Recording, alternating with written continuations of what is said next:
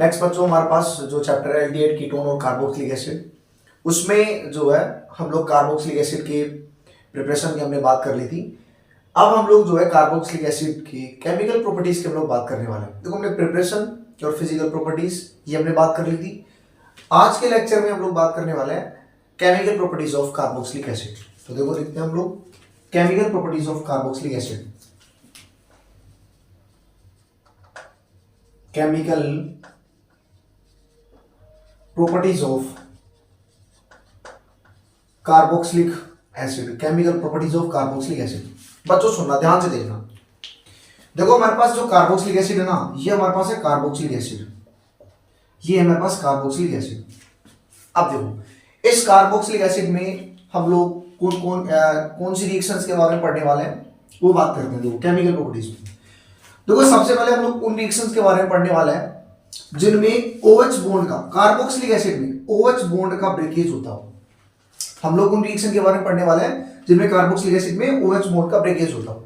दूसरा, हम लोग उन रिएक्शंस के बारे में पढ़ने वाले हैं जिनमें कार्बन और OH, देखो कार्बन, ये वाला कार्बन और इस OH यानी ये वाला bond carbon OH bond breakage होता है। उन रिएक्शन के बारे में पढ़ने वाले इसमें कार्बन OH बॉन्ड ब्रेकेज होता है।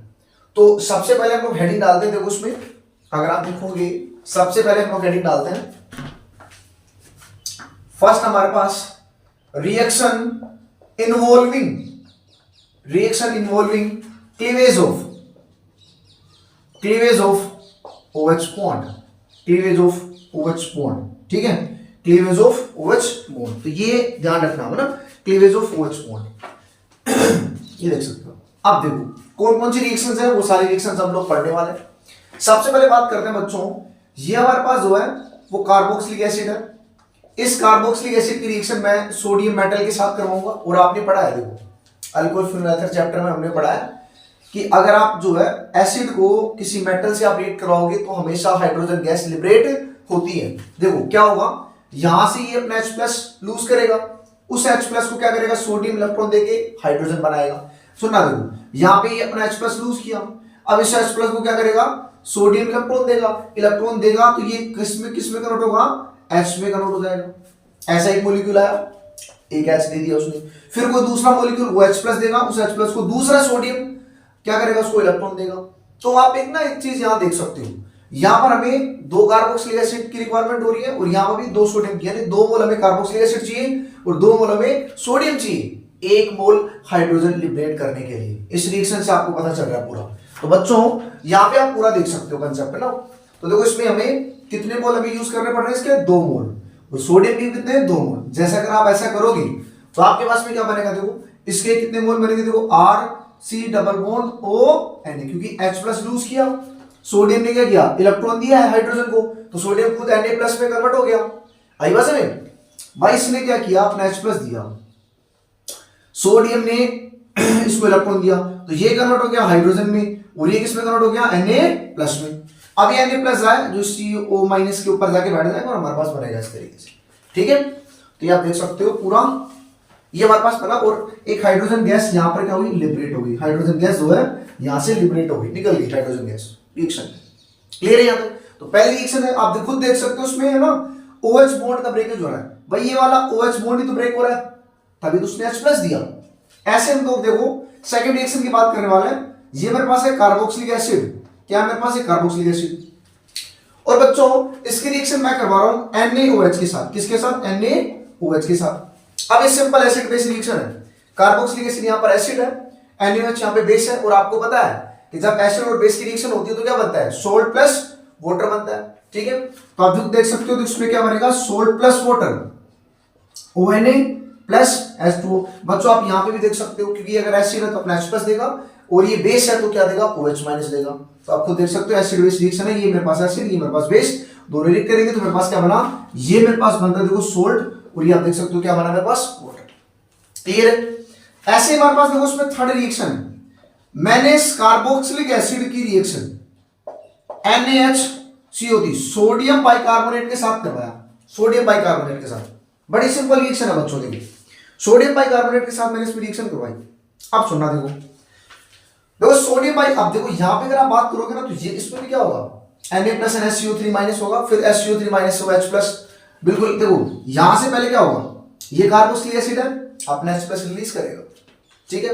यहां से Na+NaSCO3 माइनस होगा, आई बात समझ में। और जब ऐसा होगा तो ये किसमें कन्वर्ट होगा, ये कन्वर्ट होगा बच्चों RC डबल बॉन्ड ONA। भाई यहां से H+ रिलीज हुआ, यहां से Na+ रिलीज हुआ, Na+ हुआ इस ऑक्सीजन के पास जाके बैठ जाएगा तो बना गया सॉल्ट। आई बात समझ। अब बचा क्या, देखो एक तो मेरे पास क्या बना SCO3 माइनस, SCO3 माइनस बचा, क्लियर है। यहां से जो H+ किएगा ये क्या बनाएगा H2CO3 माइनस, आई बात समझ। और ये जो हमारे पास H2CO3 माइनस बना, सॉरी H2CO3 जो बनता है ये फाइनली किसमें टूटता है, अगर आप बात करोगे तो बच्चों ये फाइनली हमारे पास किसमें टूटेगा, ये टूटेगा H2O एंड CO2 के अंदर जो है ब्रेक हो जाएगा। H2O एंड CO2 के अंदर क्या हो जाएगा, ब्रेक हो जाएगा। तो आप देख सकते हो H2O प्लस CO2 के अंदर ब्रेक हो जाएगा। देखो कौन ब्रेक हुआ, H2CO3, ये ब्रेक होता है H2O एंड CO2 के अंदर ब्रेक हो जाएगा बच्चों, आई बात समझ। यहां से H+ रिलीज हुआ, उसके बाद में यहां से Na+ and SCO3 minus release हुआ, Na+ इस O माइनस के पास आके बैठ गया, बन गया सोल्ट। इसके बाद में क्या हुआ, देखो यहां से H+ रिलीज हुआ, वो बचा, ये H+ क्या करेगा SCO3 माइनस होता, उस पर जाके अटैक करके क्या बनाएगा H2CO3, एंड देन फाइनली ये जो H2CO3 है ये H2 एंड CO2 के अंदर ब्रेक हो जाएगा। आप इस तरीके से देख सकते हो, यहां तक क्लियर है। अब देखो नेक्स्ट आप इसका स्क्रीनशॉट लो, हम लोग उन रिएक्शंस के बारे में पढ़े हैं जिनमें OH बॉन्ड का क्लीवेज होता हो, आई बात समझ। करो बच्चों इसको यहां तक।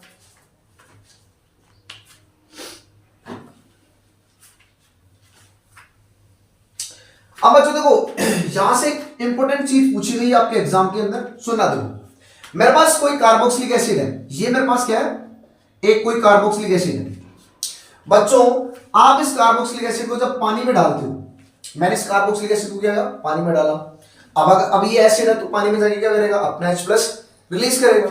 तो अपना H+ रिलीज किया तो आप देख सकते हो जैसे इसने H+ रिलीज किया ये बना O-, बोलो बना कि नहीं बना, यानी इस तरीके से बना, अरे बात सही नहीं। अब आपको पता है देखो ये मेरे पास है कार्बोक्सिलिक एसिड, क्या है कार्बोक्सिलिक एसिड, इसको बोलते हैं बच्चों कार्बोक्सिलिक एसिड, ठीक है। और अगर आप इस कार्बोक्सिलिक एसिड को आपने पानी में डाला तो ये क्या बनाता है, देखो H+ रिलीज करने के बाद जो बनता है उसको बोलते हैं कार्बोक्सिलेट आयन। क्या बोलते हैं उसको, कार्बोक्सिलेट आयन। ये बन गया मेरे पास कार्बोक्सिलेट आयन, बन गया मेरे पास, आई बस। अब देखो इस कार्बोक्सिलेट आयन के मैं रेजोनेटिंग स्ट्रक्चर बनाने वाला हूं, तो इस कार्बोक्सिलेट आयन के रेजोनेटिंग स्ट्रक्चर कितने बनेंगे, तो बच्चों आप इस कार्बोक्सिलेट आयन के रेजोनेटिंग स्ट्रक्चर आप देख सकते हो। देखो लिखते हैं इस कार्बोक्सिलेट आयन को, तो ये मेरे पास बना इस तरीके से, ये O- है कि नहीं है। आप इसके रेजोनेटिंग स्ट्रक्चर देखो कितने रेजोनेटिंग स्ट्रक्चर बनेंगे। देखो क्या होगा, ये ऑक्सीजन इधर मूव करेगा, भाई नेगेटिव सिंगल और पाई के बीच में कॉन्जुगेशन है कि नहीं है, देन ये फिर इस तरीके से मूव होगा। तो अब देखो क्या बना RCO-, RCO-, और ये जो नेगेटिव चार्ज है बॉन्ड पे आ गया तो क्या बन गया डबल बॉन्ड ऑक्सीजन। तो बच्चों ये हमारे पास जो है इस कार्बोक्सिलेट आयन के रेजोनेटिंग स्ट्रक्चर बनेंगे। तो आप देख सकते हो इसके कितने रेजोनेटिंग स्ट्रक्चर बने, तो आप देख सकते हो इसके दो रेजोनेटिंग स्ट्रक्चर हमारे पास बनते हैं, दो रेजोनेटिंग स्ट्रक्चर बनते हैं बच्चों। तो यहां तक क्लियर है कि नहीं है, तो यहां तक देखो बच्चों ये एग्जाम में पूछा हुआ है, ठीक है। देखो दोनों सवाल पूछे हुए हैं, आपको कार्बोक्सिलिक एसिड का रेजोनेटिंग स्ट्रक्चर भी पूछा हुआ है, आपको कार्बोक्सिलेट आयन का भी रेजोनेटिंग स्ट्रक्चर पूछा हुआ है। बच्चों अगर आपसे कोई पूछे ना कार्बोक्सिलिक एसिड का रेजोनेटिंग स्ट्रक्चर बनाओ तो कैसे बनाओगे, देखो ये हमारे पास है कार्बोक्सिलिक एसिड, बच्चों कैसे बनाना है, इस ऑक्सीजन के पास हमारे पास क्या होता है लोन पेयर, देखो दो लोन पेयर इस ऑक्सीजन के पास, क्या करेगा ये लोन पेयर ऐसे आएगा इसके ऊपर, एंड देन फाइनली ये डबल बॉन्ड इसके ऊपर आएगा। तो देखो क्या हुआ, अब देखो ये लोन पेयर इस पे है तो इस पे तो डबल बॉन्ड आ गया और ऑक्सीजन पे कौन सा आ गया पॉजिटिव चार्ज। तो आप देख सकते हो RCO- double bond OH plus. तो ये बच्चों हमारे पास जो है कार्बोक्सिलिक एसिड का रेजोनेटिंग स्ट्रक्चर बन गया है। तो देख सकते हो कि कार्बोक्सिलिक एसिड का क्या बन गया बच्चों, रेजोनेटिंग स्ट्रक्चर हमारे पास बन गया है। आप यहां तक जो है इसका स्क्रीनशॉट लो, फिर देखो हम लोग कंटिन्यू करते हैं नेक्स्ट रिएक्शन के बारे में।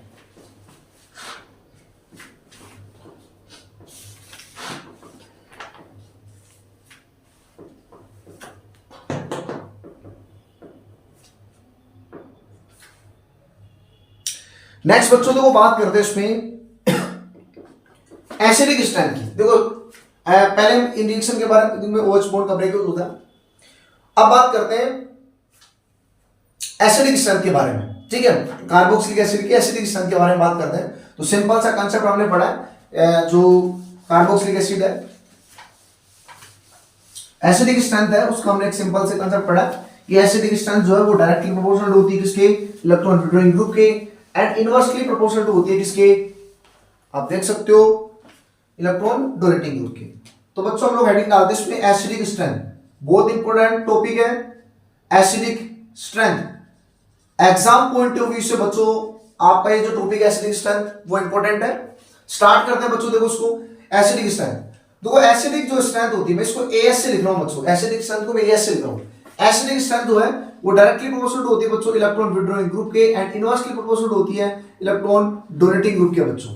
ये चीज आपको ध्यान में रखनी है, ये चीज आपको ध्यान में रखनी है। अब बात करते हैं बच्चों हमारे पास जो है वो इलेक्ट्रॉन विड्रॉइंग ग्रुप कौन कौन से होते हैं। बच्चों आपको क्लियर ध्यान रखना, देखो इलेक्ट्रॉन विड्रॉइंग ग्रुप कौन कौन से है। देखो इलेक्ट्रॉन विड्रॉइंग ग्रुप मैं आपको बताता हूं। एक तो आपको याद रखना है CF3, ठीक है, इसका इलेक्ट्रॉन विड्रॉइंग ग्रुप होता है। एक आपको याद रखना है NO2, क्लियर है, हैलोजन आपको ध्यान रखना ही है। देखो CF3 से बेटर आप ये रख लो, उसमें याद है ना आपको, जो है इस तरीके से याद रखना है, ये CH3 जो है हैलोजन हो जाएगा यहाँ पे CH3। बात में हैलोजन यहाँ पे कौन सा, देखो फ्लोरीन, क्लोरीन, ब्रोमीन, आयोडीन कुछ भी हो सकता है यहाँ पर, ठीक है। उसके बाद में NO2, देन उसके बाद में C ट्रिपल बॉन्ड N, ये आपको ध्यान रखना है। NO2 के बाद में C ट्रिपल बॉन्ड N आपको ध्यान रखना है, क्लियर है। इसके अलावा हमारे पास सिंपल हैलोजन आ जाते हैं, जैसे अकेला हैलोजन आता है, फ्लोरीन, क्लोरीन, ब्रोमीन, आयोडीन। तो बच्चों ये हमारे पास जितने भी हैं, ये क्या है, सारे के सारे इलेक्ट्रॉन विड्रॉइंग ग्रुप है हमारे पास, ठीक है। सारे सारे बच्चों ये हमारे पास क्या इलेक्ट्रॉन विड्रॉइंग ग्रुप है। तो यहां तक आपको समझ में आ गया होगा, क्लियर है। आगे देखो इलेक्ट्रॉन डोनेटिंग ग्रुप कौन कौन से होते हैं बच्चों, जितने भी हमारे पास अल्काइल ग्रुप होते हैं, अल्काइल ग्रुप जिसको R ग्रुप, R भी से रिप्रेजेंट करते हैं। एग्जांपल से बात करते हैं बच्चों, CH3 हो गया, C2H5 हो गया, एटसेट्रा। ये सारे के सारे हमारे पास क्या होते हैं, इलेक्ट्रॉन डोनेटिंग ग्रुप होते हैं। एक इलेक्ट्रॉन डोनेटिंग ये भी होते हैं, अगर आपको पता हो तो। देखो बच्चों यहां पर अगर आप OH, आप कोई भी यहां पे lone pair containing, lone pair benzene से अगर मान लो कोई भी लोन पेयर कंटेनिंग अगर ग्रुप अटैच है, lone pair containing group attach है, तो वो भी हमारे पास कैसा है, इलेक्ट्रॉन डोनेटिंग ग्रुप हो जाएगा बच्चों। तो कैसे, एग्जांपल से देखो बच्चों कैसे होता है। जैसे मान लो ये मैंने OH अटैच किया, उसके ऊपर लोन पेयर है, तो ये मेरे पास क्या है, इलेक्ट्रॉन डोनेटिंग ग्रुप। इसके बाद में अगर बात करें तो ये आप देख सकते हो NH2, ये देख सकते हो, ये भी कैसा है, इलेक्ट्रॉन डोनेटिंग ग्रुप हमारे पास हो जाएगा। तो कोई भी लोन पेयर कंटेनिंग ग्रुप अगर बेंजीन से डायरेक्टली अटैच है तो उसका इफेक्ट कौन सा होता है, डोनेटिंग ग्रुप। बात से नहीं यहां तक, तो यहां तक बच्चों आपको क्लियर हो चुका होगा। अब देखो इस पे सवाल आपसे किस तरीके से पूछे जाते हैं वो हम लोग करने वाले हैं। देखना इसमें ना इस तरीके से आपको सवाल पूछे जाएंगे, आप जो इसका स्क्रीनशॉट लो, फिर हम लोग क्वेश्चन करते हैं। देखो ना एसिडिक स्ट्रेंथ पर, एसिडिक स्ट्रेंथ पर बच्चों हम लोग करते हैं क्वेश्चन। आप जो है यहां तक इसको करो, देन इसके बाद में हम लोग एसिडिक स्ट्रेंथ पर करते हैं क्वेश्चन। करो बच्चों यहां तक।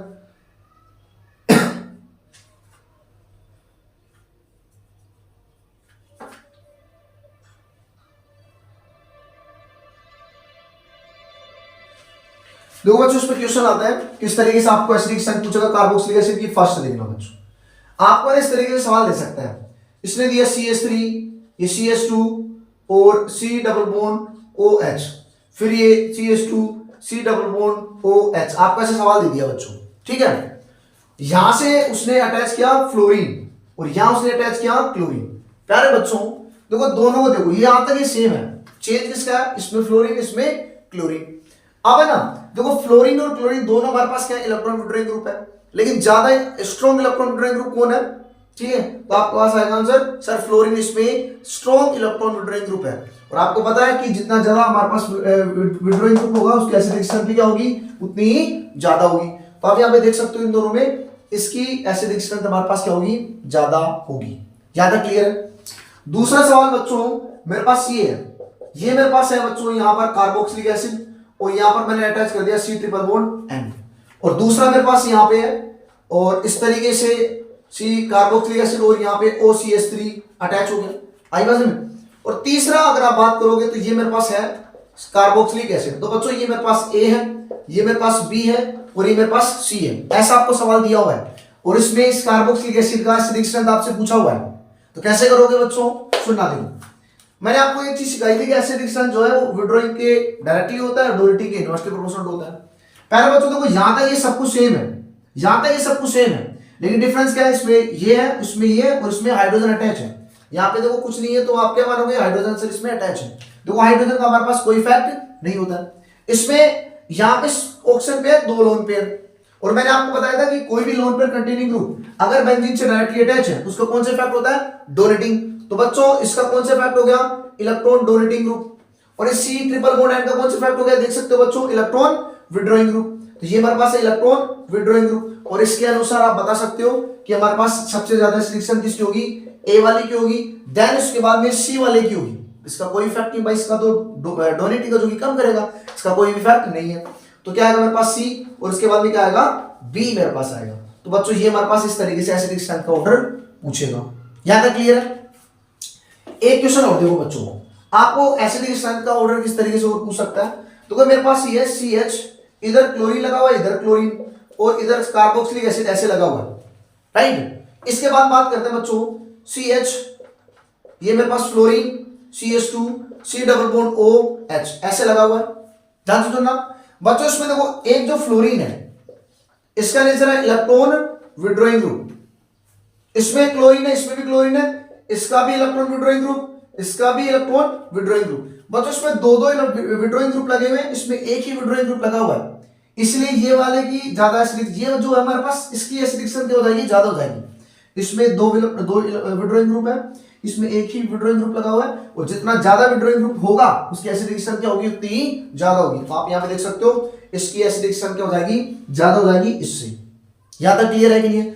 तो आपको जो इस तरीके से एसिडिक्शन पर सवाल दे सकता है। मैंने आपको इतनी बार बता रखा है कि विड्रॉइंग कौन से होंगे, डोनेटिंग कौन से होंगे, ये मैंने आपको अच्छे से बता रखा है। तो बच्चों इसको दिमाग में रखना। आई बस में ये सीक्वेंस आपको ध्यान रखनी है कि जो विड्रॉइंग है वो सबसे ज्यादा हाइड्रोजन का होता है, उसके बाद में CH3, इसमें फ्लोरीन, क्लोरीन, ब्रोमीन। देखो यहां पर अगर आप इसको ऐसे करोगे ना, इनमें देखो CF3 का सबसे ज्यादा, फिर CCl3 का, फिर CBr3, इस तरीके से CI3, इस तरीके से ऐसे हो जाएगा। आई बात में फिर हमारे पास आ गया NO2, ये आएगा, देन फिर हमारे पास क्या आ जाएंगे, हैलोजन हमारे पास आ जाएंगे बच्चों। आई बात में यहां से एक चीज ध्यान रखना, देखो बोले सर फ्लोरीन का जादू, फ्लोरीन स्ट्रॉन्ग विड्रॉइंग स्ट्रॉन्ग सही है, लेकिन बच्चों यहाँ पे डोमिनेट क्या करेगा, यहाँ पर जो है विड्रॉइंग कितने हैं, यहाँ पे 2 हैं, यहाँ पे एक विड्रॉइंग ग्रुप लगा हुआ है, इसलिए जो है इसकी एसिडिक्शन क्या हो जाएगी, ज्यादा हो जाएगी। यहां तक क्लियर है कि नहीं है? आई बात में आप इसका स्क्रीनशॉट लो, फिर आगे कंटिन्यू हम लोग जो है इसमें करते हैं।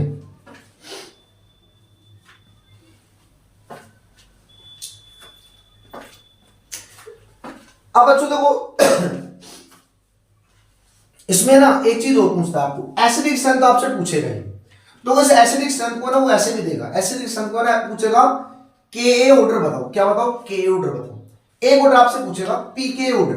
तो बच्चों pK ऑर्डर क्या होगा, देखो Ka का मतलब होता है एसिडिक स्ट्रेंथ, और pK क्या होगा, inversely proportional to acidic strength. बिल्कुल आपको क्या करना है, उसमें एसिडिक ऑर्डर निकालना है। और अगर आपको pK, देखो ये इसको बोलते हैं K, और K और pK एक दूसरे क्या होते हैं, इनवर्सली प्रोपोर्शनल टू, बिल्कुल उल्टे होते हैं। तो आपको क्या करना है, आपको देखो हमें एसिडिक स्ट्रेंथ का ऑर्डर कैलकुलेट करना आता है। आई बात में आप एसिडिक स्ट्रेंथ का ही ऑर्डर कैलकुलेट करोगे, लेकिन अगर आपसे पीके पूछे तो आप क्या करोगे, जो आपने एसिडिक स्ट्रेंथ का ऑर्डर निकाला है उसका उल्टा कर दो, आपके पास में क्या आ जाएगा, पीके ऑर्डर आ जाएगा। तो ये ध्यान रखना बच्चों, आपसे एग्जाम में इस तरीके से भी सवाल आपसे पूछ सकता है, एग्जाम में आपको इस तरीके से भी पूछ सकता है। तो बच्चों यहां तक बिल्कुल आपको ध्यान होना चाहिए।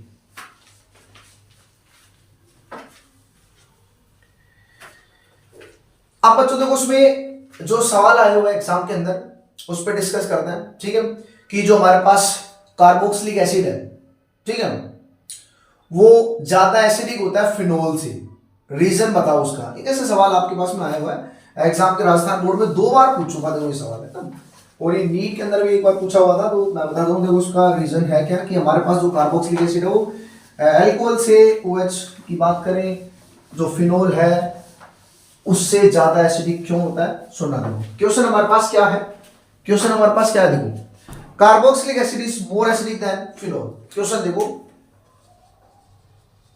Carboxylic acid is more acidic than phenol, than phenol. अब मेरी बात सुना, आपके एनसीईआरटी में प्रॉपर इसकी लैंग्वेज लिखी हुई है, एग्जामिनेशन आईडिया में भी इसकी लैंग्वेज लिखी हुई है, क्वेश्चन दे रखा है, आप पढ़ सकते हो वहां से।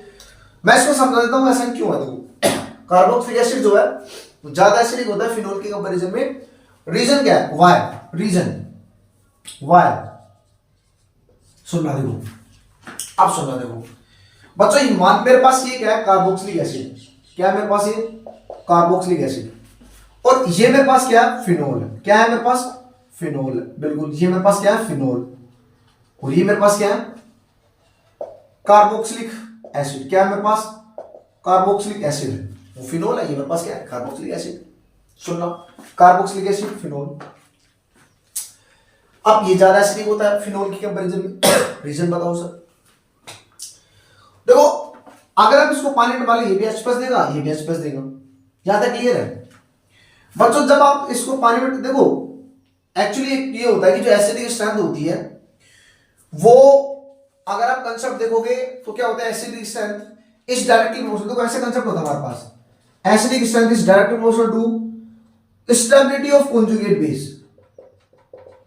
Stability of conjugate base, stability of conjugate base. और हम लोग अभी बताया थोड़ी देर पहले, directly proportional to electron withdrawing group and inversely proportional to electron donating group. बात ही नहीं। तो कॉन्जुगेट बेस की स्टेबिलिटी को विथड्रॉइंग ग्रुप तो क्या होता है? इंक्रीज करता है, और ये मेरे पास क्या आता है? डोनेटिंग डिक्रीज करता है। ऐसा हमने पढ़ा है, आई बात समझ?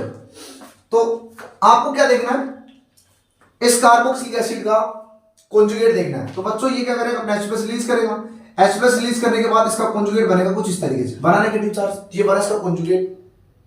इसका अगर आप कॉन्जुगेट देखोगे तो बच्चों इसका जो कॉन्जुगेट है वो हमारे पास कैसा बनेगा? O-, ये इस तरीके से कॉन्जुगेट बनेगा। ठीक है, आप इस फिनोल को जो है ऐसे रिप्रेजेंट कर सकते हैं, ऐसा कॉन्जुगेट बनेगा। बात ही नहीं आता। अब इसमें क्या करोगे आप? इसमें अगर आप इसके रेजोनेटिंग स्ट्रक्चर बनाओगे, इसके अगर आप रेजोनेटिंग स्ट्रक्चर बनाओगे, इस कॉन्जुगेट के अगर आप रेजोनेटिंग स्ट्रक्चर बनाओगे, तो इसके रेजोनेटिंग स्ट्रक्चर कितने बनेंगे? आप देख सकते हो इसके 2 रेजोनेटिंग स्ट्रक्चर बनेंगे। 2 रेजोनेटिंग स्ट्रक्चर अभी बनाए थे, देखो थोड़ी देर पहले। कितने रेजोनेटिंग स्ट्रक्चर बने बच्चों? इसके 2 RS बने, R.S रेजोनेटिंग स्ट्रक्चर बने इसके। 2 रेजोनेटिंग स्ट्रक्चर बने। और अगर आप इसके रेजोनेटिंग स्ट्रक्चर की बात करोगे तो देखो इसके कितने रेजोनेटिंग स्ट्रक्चर बनेंगे? ये आप देखो, O- सबसे पहले ये ऐसा आएगा, ये पाइप मोड इस तरीके से मूव करेगा, मैंने आपको अच्छे से बता रखा है। इसके बाद में आप जो है इसको इस तरीके से कर सकते हो, इसमें नेगेटिव चार्ज, ये bond is as it is है, ये आप देख सकते हो इस पर हो गया मेरे पास इस तरीके से। कंटिन्यू करें, देखो ये ऐसे आएगा, ये इस पे आएगा, और ये हमारे पास है, देन इस पे आ गया, ये इस पे नेगेटिव चार्ज ये इस तरीके से लगा हुआ है। फिर वापस सेम प्रोसेस इसी तरीके से। तो अगर आप देखोगे ये हमारे पास हुआ, इसमें नेगेटिव चार्ज, डबल बॉन्ड, और ये यहां से बॉन्ड इस तरीके से लगा हुआ है। फाइनली वापस ये इसी तरीके से कन्वर्ट हो जाएगा। तो आप देख सकते हो O-, ये डबल बॉन्ड यहां आप देख सकते हो इसके कितने रेजोनेटिंग स्ट्रक्चर बने। तो आप देखो ये जो हमारे पास फिनोक्साइड आयन है, इसके मेरे पास कितने? 5 रेजोनेटिंग स्ट्रक्चर बने। 5 रेजोनेटिंग स्ट्रक्चर बने। कितने रेजोनेटिंग स्ट्रक्चर? 5 रेजोनेटिंग स्ट्रक्चर हमारे पास बनते हैं।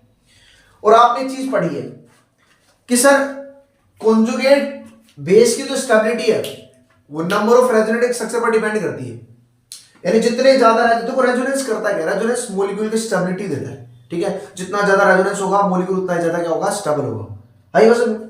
तो हम लोग ऐसे कहते हैं कि सर यहां पर जो है 2 रेजोनेटिंग स्ट्रक्चर है, यहां पर सर 5 रेजोनेटिंग स्ट्रक्चर है। और अभी आपने बताया कि जितने ज्यादा रेजोनेंस होंगे उसकी स्टेबिलिटी उतनी ही ज्यादा होगी, यानी उस कॉन्जुगेट बेस की स्टेबिलिटी क्या होगी? उतनी ज्यादा होगी। हर बात समझी? तो इट मीन सर हमारे पास क्या होना चाहिए? फिनोल जो है ये ज्यादा एसिडिक होना चाहिए भाई। ये क्योंकि इसमें 5 रेजोनेटिंग स्ट्रक्चर बन रहे हैं, तो 5 अगर रेजोनेटिंग स्ट्रक्चर बन रहे हैं तो यानी मतलब उसकी स्टेबिलिटी भी क्या होगी? ज्यादा होगी।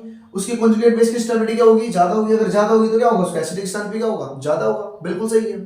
लेकिन बच्चों ये बात सही है, ये कंसेप्ट बिल्कुल सही है। यानी जितने ज्यादा रेजोनेंस बनेंगे उसके कॉन्जुगेट बेस की स्टेबिलिटी उतनी ही ज्यादा होगी, उतनी ज्यादा होगी तो एसिडिक स्ट्रेंथ भी क्या होगा? उतना ही ज्यादा होगा। ये बात बिल्कुल सही है। लेकिन बच्चों इससे भी ज्यादा इंपॉर्टेंट हमारे पास क्या है कि एक्चुअली में रेजोनेंस जो है वो कैसा है? रेजोनेंस की क्वालिटी देखी जाती है ना। तो क्वांटिटी से, रेजोनेंस की क्वांटिटी से ज्यादा इंपॉर्टेंट है रेजोनेंस की क्वालिटी। आई समझ में? क्वालिटी ज्यादा इंपॉर्टेंट करती है। तो अब यहां पे रेजोनेंस की क्वालिटी देखो, ठीक है, यहां पे देखो क्वांटिटी के हिसाब से तो ये ज्यादा है, क्वांटिटी के हिसाब से ये ज्यादा है, लेकिन अगर आप क्वालिटी देखोगे तो ये ज्यादा अच्छा क्वालिटी का है। आई बात समझ? तो बच्चों ये जो रेजोनेंस है ना, देखो कभी भी ध्यान रखना, अगर रेजोनेंस सेम एटम्स के बीच में बन रहा हो, देखो पहले नेगेटिव चार्ज किस पे था, ऑक्सीजन पर, बाद में भी किस पे है, ऑक्सीजन पे। ऐसे जो दो रेजोनेटिंग स्ट्रक्चर बनते हैं ना, इसको बोलते हैं इक्विवेलेंट रेजोनेटिंग स्ट्रक्चर। क्लियर है? इसको बोलते हैं बच्चों equivalent resonating structure, equivalent resonating structure. और प्यारे बच्चों इसमें देखो पहले नेगेटिव चार्ज किस पे था, ऑक्सीजन पे, बाद में किस पे है, कार्बन पर। तो उसको बोलते हैं हम लोग non equivalent resonating structure, non equivalent resonating structure, ध्यान रख सकते हैं। आई बात समझ? तो मैंने आपको पहले बताया कि ये क्या है, इक्विवेलेंट रेजोनेटिंग स्ट्रक्चर, मतलब इसकी क्वालिटी अच्छी होती है, और ये क्या है, नॉन इक्विवेलेंट रेजोनेटिंग स्ट्रक्चर, इसकी क्वालिटी कम होती है। आई बात समझ? तो क्वांटिटी से ज्यादा क्या इंपॉर्टेंट होता है हमारे पास, क्वालिटी। इस चीज का आप ध्यान रख सकते हो। तो ध्यान रखना, आपसे कोई पूछे, ठीक है, तो आपसे कोई पूछे कि बताओ कार्बोक्सिलिक एसिड है वो फिनोल से ज्यादा एसिडिक क्यों है, तो बिल्कुल आप बता सकते हो कि कार्बोक्सिलिक एसिड में दो इक्विवेलेंट रेजोनेटिंग स्ट्रक्चर बनते हैं, जबकि फिनोल के अंदर जो फिनोक्साइड आयन बनेगा उसमें 5 नॉन इक्विवेलेंट रेजोनेटिंग स्ट्रक्चर बनते हैं। आई बात समझ? और हमें पता है sir equivalent resonating structure more important than non equivalent resonating structure. Clear है यहां तक? तो बच्चों आपको ये पूरा जो है क्लियर होना चाहिए। आप इसकी जो लैंग्वेज है आपके एनसीईआरटी में दे रखी है, और आप जो है इसको एग्जामिनेशन आइडिया से भी पढ़ सकते हो, बहुत शानदार तरीके से दे रखा है। बच्चों ये जो क्वेश्चन है वो बहुत इंपॉर्टेंट है, देखो राजस्थान बोर्ड में 2 बार पूछा जा चुका है, पूछने की प्रोबेबिलिटी भी ज्यादा है। आई वैसे नीट में भी पूछ चुका है क्वेश्चन, तो इंपॉर्टेंट है, आप इसको अच्छे से देख के जाना, इसकी लैंग्वेज आप जो है इसके अच्छे से देख के जाना, आपको डायरेक्ट एग्जाम में पूछ सकता है। आई वैसे तो इसका कंसेप्ट समझना, इक्विवेलेंट रेजोनेटिंग स्ट्रक्चर और नॉन इक्विवेलेंट रेजोनेटिंग स्ट्रक्चर। कैसे पता करोगे सर ये इक्विवेलेंट है ये नॉन इक्विवेलेंट है, तो आप देखो पहले नेगेटिव चार्ज किस पे था, ऑक्सीजन पे, बाद में भी किस पे, देखो पहले नेगेटिव चार्ज ऑक्सीजन पे था, बाद में ऑक्सीजन, सेम एटम पे ही है, तो आएगा इक्विवेलेंट। तो इसमें देखो डिफरेंट एटम पे आ गया, पहले ऑक्सीजन पे था, बाद में कार्बन पे आ गया। आएगा सर इसमें देखो, तो पता हो गया नॉन इक्विवेलेंट रेजोनेटिंग स्ट्रक्चर। तो मेरे हिसाब से आपको पूरा क्लियर हो चुका होगा, आप जो इसके स्क्रीनशॉट ले सकते हो।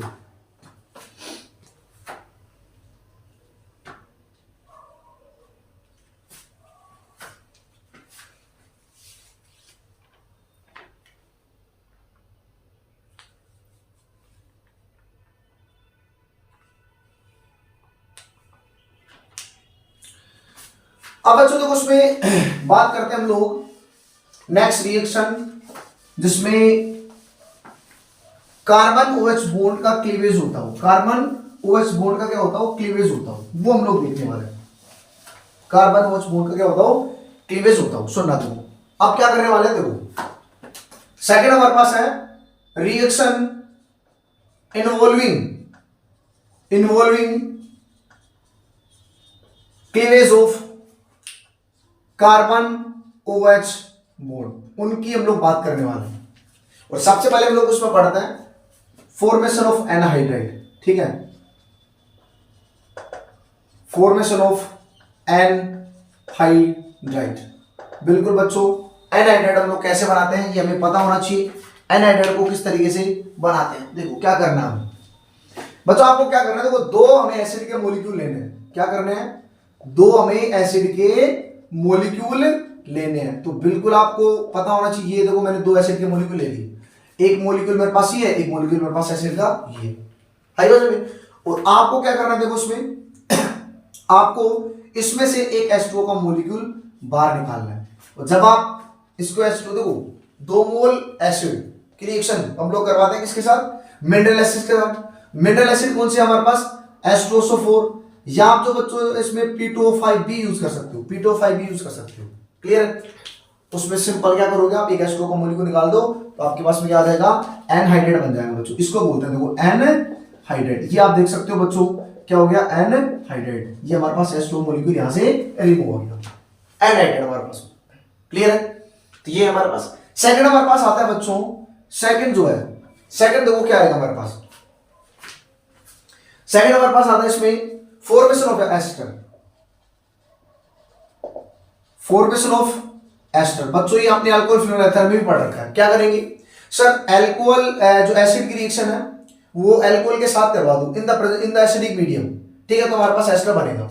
तो देखो ये मेरे पास एसिड है, कार्बोक्सिलिक एसिड, क्या है मेरे पास, कार्बोक्सिलिक एसिड, और इसकी रिएक्शन मैं करवा रहा हूं ROH के साथ in the presence of acidic medium. अब यहाँ पे H+ का काम कौन करेगा, देखो आप यहाँ सल्फ्यूरिक एसिड ले सकते हो, है ना, HCl भी आप ले सकते हो इसमें, है ना, सल्फ्यूरिक एसिड, जैसे मैंने यहाँ पे लिया H2SO4 आप ले सकते हो, आप इसमें HCl ले सकते हो। तो क्या करेगा, एसिडिक मीडियम प्रोवाइड करेंगे भाई, एसिडिक मीडियम प्रोवाइड करेगा तो आप क्या बोलोगे यहाँ से, देखो इसमें क्या निकल जाएगा, ये मेरे पास बना एस्टर और साथ में क्या बनेगा H2O, ये बन गया मेरे पास H2O, बात है H2O।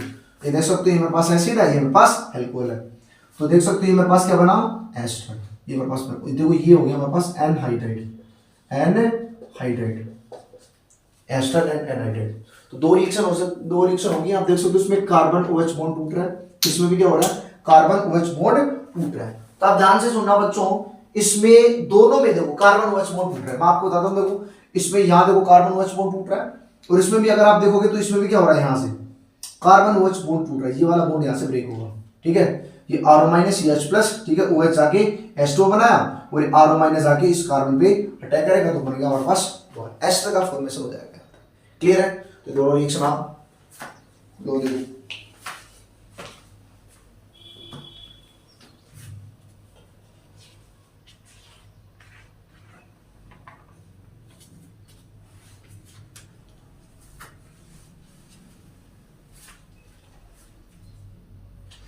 अब बच्चों देखो इसमें आपके पास में जो एस्टर है इसके मैकेनिज्म की भी बात कर रखा हो, तो मैकेनिज्म जो देखो आपको देखना है इसमें मैकेनिज्म किस तरीके से है, आपको इसमें मैकेनिज्म देखना है, देखो मैकेनिज्म आपको इसमें देखना है, सुनना, देखो इसमें मैकेनिज्म आपको कैसे देखना है, सुनो, आपको इस एस्टरिफिकेशन फॉर्मेशन ऑफ एस्टर को बोलते हैं हम लोग एस्टरिफिकेशन। तो आपको इसकी मैकेनिज्म भी पूछ सकता है, तो आपके एनसीईआरटी में दे रखा है इसका मैकेनिज्म होगा क्या। तो ये हमारे पास है कार्बोक्सिलिक एसिड, क्या है कार्बोक्सिलिक एसिड। सबसे पहले क्या होगा, यहां पर इस पे प्रोटॉन अटैक करेगा, H+ इस पे अटैक करेगा। अब देखो प्रोटॉन यहां पे भी अटैक कर सकता है, इस ऑक्सीजन पे भी अटैक कर सकता है, क्योंकि दो लोन पेयर इसके पास है, दो लोन पेयर इस ऑक्सीजन के पास है, दोनों के पास है। लेकिन बच्चों इसमें यहां पर ये जो H+ है वो इसी ऑक्सीजन पे जाके अटैक करेगा, यानी इस वाले ऑक्सीजन पे जाके अटैक करता है, इस पे जाके अटैक नहीं करता है। उसका रीजन ये है क्योंकि ये वाला जो ऑक्सीजन है ये ज्यादा पोलराइज होता है, क्योंकि दोनों का कार्बन डबल बॉन्ड है ना, यहाँ पे इलेक्ट्रॉन डेंसिटी ज्यादा होती है, तो इस चक्कर में क्या होता है, यहाँ पर ये जो H+ है ये इस पे जाके अटैक करेगा। अब आप एक चीज देखो, जैसे इस पे अटैक करेगा तो हमारे पास देखो ये रिवर्सिबल रिएक्शन होती है इस मैकेनिज्म में, एस्टरिफिकेशन की जो मैकेनिज्म है सभी जो स्टेप होती है वो रिवर्सिबल होती है। आई बात समझ, तो ये ध्यान दे सकते हो, इसमें क्या बना, देखो ये मेरे पास बना OH, और जैसे ही H+ जो इस ऑक्सीजन पे जाके अटैक करेगा तो ऑक्सीजन पे चार्ज कैसा आएगा बच्चों, पॉजिटिव, और ये बॉन्ड हमारे पास ऐसे कैसे, ये क्या बना OH, ये ऐसे कैसे होगा। क्लियर है, तो इतना करने के बाद देखो आपको क्या करना है, इतना हो गया हमारे पास, इतना हो गया, इतना हमारे पास हो गया। अब सुनना देखो बच्चों यहां से एक स्टेप होगी, देखो आपको पता है, देखो ये होगा क्या भाई, यहां पर इस पे पॉजिटिव चार्ज आया, अब जैसे पॉजिटिव चार्ज आएगा तो क्या करेगा, ऑक्सीजन कार्बन से इलेक्ट्रॉन लेगा, यानी अपनी डेफिशिएंसी को किससे कंप्लीट करेगा, कार्बन से। तो होगा क्या, यहां पे अगर आप इस तरीके से देखोगे तो होगा क्या, देखो इसमें ये उस तरीके से होता है, ये अपनी डेफिशिएंसी का कर लेगा, यहां से कंप्लीट कर लेगा, बोलो यहां से डेफिशिएंसी, देखो ये बॉन्ड इधर मूव होगा, अगर ये बॉन्ड इधर मूव होगा तो इस ऑक्सीजन पे चार्ज कैसा आएगा, नेगेटिव चार्ज, देख सकते हैं, अगर ये मूव होगा तो उस पे कैसा आएगा, नेगेटिव चार्ज, और इस कार्बन पे कैसा जाएगा, पॉजिटिव चार्ज। अरे बात है नहीं, मतलब अगर जैसा ऐसा होगा, देखो ये प्लस और ये माइनस मिलकर क्या हो जाएंगे, कैंसिल हो जाएंगे, नेगलेक्ट हो जाएंगे पूरे पूरे, और इस पे क्या बचेगा हमारे पास, पॉजिटिव चार्ज। तो अब देखो ये इतना करने के बाद होगा क्या, मैं आपको बताता हूं, देखो इतना होने के बाद देखो अब जो है आप इसकी रिएक्शन जो है, मैं आपको पहले इसमें कर देता हूं, देखो क्लियर, इसमें जो है क्या बना ROH, ये बना पॉजिटिव, ये बना पॉजिटिव, और ये बना मेरे पास OH। अब जो है फाइनली आप इसकी रिएक्शन करा सकते हो ROH के साथ, एल्कोहल के साथ रिएक्शन करा सकते हो। देखो एल्कोहल अगर आप रिएक्ट करेगा तो बनेगा क्या, देखो उसमें बहुत सिंपल है, इसमें होगा क्या, यहां से O- ये H+ यहां से रिलीज होगा, इतना होगा कि नहीं होगा। अब RO- जो है जाके अटैक करेगा इस कार्बन पर, इस कार्बन पे क्या करेगा, जाके अटैक करेगा, और जाके जैसे अटैक करेगा तो बच्चों क्या बना, देखो RCOH OH और ये क्या बना OR बना। बोलो बना कि नहीं बना। और हमें पता है सर एक कार्बन पे 2 OH जो है वो क्या होता है अनस्टेबल होते हैं, तो यहां से क्या निकल जाएगा, यहां से बच्चों पानी निकल जाएगा पूरा। क्या निकल जाएगा, पानी निकल जाएगा। और बच्चों जैसे इसमें पानी निकलेगा तो आप ये स्टेप देख सकते हो ये कंप्लीट कैसे होगी। इसमें क्या निकलेगा हमें, एक तो हमें मिलेगा R C double bond O OR और एक हमें क्या मिलेगा H2O। तो ये हमारे पास जो कंप्लीट मैकेनिज्म होती है एस्टरिफिकेशन की, ठीक है। तो मैंने आपको रफली ये जो पूरी मैकेनिज्म है बता रखी है, आपके एनसीईआरटी में ये मैकेनिज्म दे रखी है आई बस में, तो ये मैकेनिज्म आप ध्यान रख सकते हो दिमाग के अंदर। क्लियर है बच्चों यहाँ तक। तो ये मैकेनिज्म बिल्कुल आपको ध्यान में रखनी है आई बस में। तो ये हमारे पास है जिसमें कार्बन OH बॉन्ड का क्लीवेज होता है, उसमें 2 रिएक्शन आपको याद रखनी है, एक आपको फॉर्मेशन ऑफ एनाहाइड्राइड और एक आपको फॉर्मेशन ऑफ एस्टर, ठीक है। इसका आप जो है स्क्रीनशॉट लो, फिर हम लोग करते हैं कंटिन्यू आगे।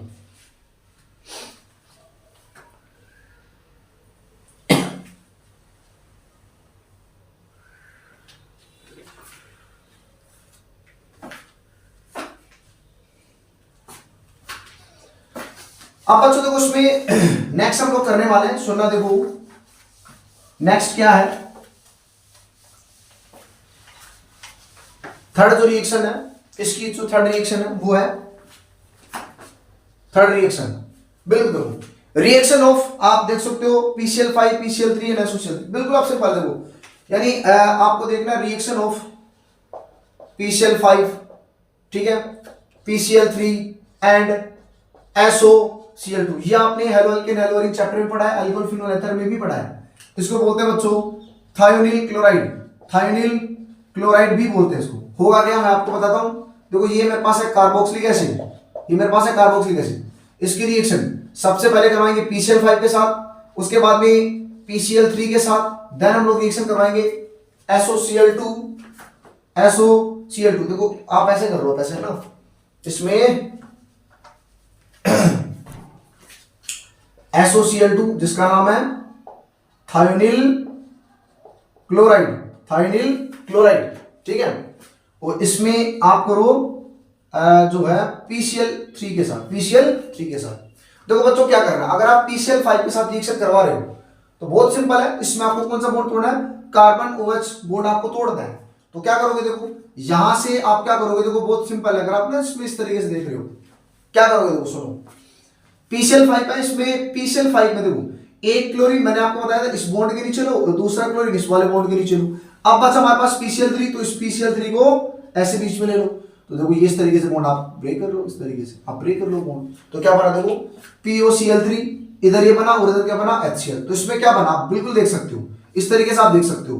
क्लियर है, मैं बताऊंगा देखो इसमें क्या किया मैंने। आप ना प्रोडक्ट बनाना सीखो पहले, तो ये मेरे पास है RC डबल बॉन्ड O, ये ऐसे इस तरीके से, तो इस ऑक्सीजन के नीचे PCl3, इसके बॉन्ड के नीचे क्लोरीन, इसके नीचे क्लोरीन, ये हमारे पास बना इस तरीके से बनेगा, राइट। तो बना क्या RC double bond OCl plus HCl, Cl plus HCl, और क्या बना POCl3 प्लस POCl3, देखो POCl3 बना। इसमें भी ऐसे सेम कर रहा है, सेम प्रोसेस। जब आप सेम प्रोसेस करोगे तो आप देख सकते हो देखो क्या क्या बनेगा। आप देखो इसमें RC डबल बॉन्ड O, ये इस तरीके से ऑक्सीजन के नीचे क्या लगाना है, इसके नीचे क्लोरीन, बॉन्ड के नीचे देखो इसमें किया ना बॉन्ड के नीचे क्लोरीन, इसमें बॉन्ड के नीचे क्लोरीन, इसमें बॉन्ड के नीचे क्लोरीन, इसके नीचे क्या SO, और यहां से आपको जो है इस तरीके से ब्रेक करना है। तो वो क्या क्या बना, तो इसमें क्या क्या बनता है हमारे पास, एक तो सर इसमें बनता है अगर आप देखोगे RC डबल बॉन्ड O और ये मेरे पास बना Cl, एक क्या बनता है HCl और क्या बनता है SO2। ये दोनों गैस होती हैं और क्या करती हैं प्रोडक्ट के अंदर स्क्रैप हो जाती है, दोनों गैसेस होते हैं ना, तो ये हमें प्योर फॉर्म में देखने को मिलता है। यहां तक क्लियर है।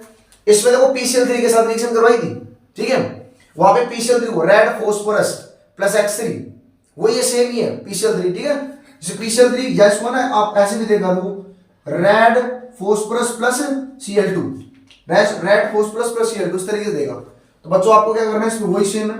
क्या होगा देखो, इसमें आपको 3 मॉलिक्यूल लेने होते हैं। कितने, 3 मॉलिक्यूल आपको इस कार्बोक्सिलिक एसिड के लेने होंगे, इसमें 3 मॉलिक्यूल आपको लेने होंगे। देखो RC double bond OH, RC double bond OH, RC double bond OH, ये आपको 3 मोल लेने पड़ेंगे। और आप इसकी रिएक्शन कराओ किसके साथ, PCl3 के साथ। तो क्या करेगा आपको, बहुत सिंपल है, ये तीनों OH को लेके यहाँ से चला जाएगा और क्या बनाएगा H3PO3 और हर एक क्लोरीन इस कार्बन से जाके अटैक हो जाएगा। तो यहाँ पे कितने मोल हमारे पास बनते हैं 3 मोल इसके बनेंगे बच्चों, क्लियर। और क्या बना H3PO3 हमारे पास बनता है जिसको बच्चों हम लोग बोलते हैं फोस्फोरस एसिड। क्या बोलते हैं फोस्फोरस एसिड। तो ये रिएक्शन हमारे पास होती है बच्चों, ठीक है। PCl5 PCl3 NaCl2 के साथ ये रिएक्शन बच्चों हमारे पास होती है। तो यहां तक बच्चों आपको पूरा ध्यान होना चाहिए।